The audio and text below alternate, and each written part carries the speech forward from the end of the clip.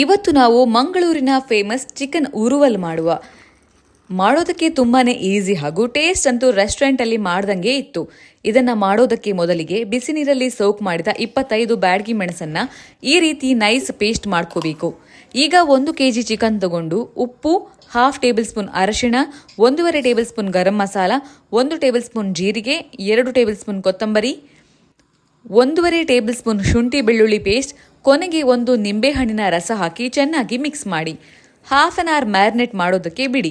ಈಗ ಮಣ್ಣಿನ ಮಡಕೆಗೆ 2 table spoon ತುಪ್ಪ ಹಾಕಿ, ತುಪ್ಪ ಕಾದ ಮೇಲೆ ಒಗ್ಗರಣೆಗೆ 3 ಬ್ಯಾಡಗಿ ಮೆಣಸು, 10 ಗೋಡಂಬಿ ಹಾಗೂ ಕರಿಬೇವು ಸೊಪ್ಪು ಹಾಕಿ ಈಗ ಇದನ್ನೊಂದು ತಟ್ಟೆಗೆ ಹಾಕಿ ಎತ್ತಿಡಿ. ಈಗ ಅದೇ ಪಾತ್ರೆಗೆ ರೆಡಿ ಮಾಡಿಟ್ಟುಕೊಂಡ ಮಸಾಲ ಹಾಕಿ ಫ್ರೈ ಮಾಡಬೇಕು. ಮಧ್ಯದಲ್ಲಿ ಬೇಕಾದರೆ 1 ಸ್ಪೂನ್ ತುಪ್ಪ ಸೇರಿಸ್ಕೊಳ್ಳಿ. ಮಸಾಲ ಮರೂನ್ ಕಲರ್ಗೆ ಟರ್ನ್ ಆಗೋವರೆಗೂ ಲೋ ಫ್ಲೇಮಲ್ಲೇ ಫ್ರೈ ಆಗಬೇಕು.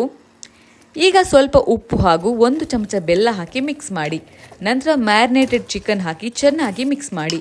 ಚಿಕನ್ನಿಂದ ಬಿಟ್ಟ ನೀರು ಡ್ರೈ ಆಗೋವರೆಗೂ ತಿರುಗಿಸ್ತೀರಿ. ಈಗ ಒಗ್ಗರಣೆ ಮಿಶ್ರಣ ಹಾಕಿದರೆ ಚಿಕನ್ ಉರುವಲ್ ರೆಡಿ ಆಯಿತು. ಇದು ತಿನ್ನೋದಕ್ಕೆ ತುಂಬಾ ಟೇಸ್ಟಿಯಾಗಿರುತ್ತೆ. ನೀವು ಈ ರೆಸಿಪಿ ಟ್ರೈ ಮಾಡಿ.